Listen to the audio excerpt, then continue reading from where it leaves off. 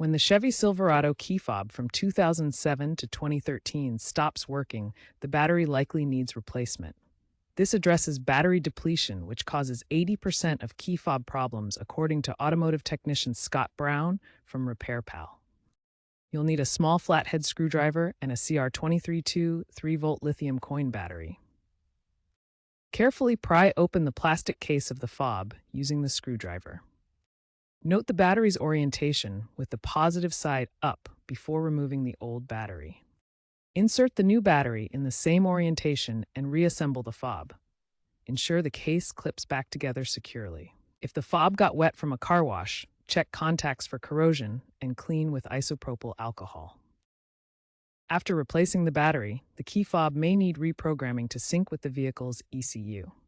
Try holding the lock and unlock buttons simultaneously for 10 to 15 seconds near the vehicle. If this doesn't work, you might need an OBD2 scanner or a visit to the dealership. Jamie Hartman, a GM-certified mechanic, emphasizes that reprogramming is crucial for the fob to function correctly, even with a new battery. Proactive battery checks can reduce downtime, as demonstrated by a logistics company that reduced downtime by 40% by implementing regular battery checks. If problems persist after replacing the battery and reprogramming, consult a professional to rule out issues with the BCM.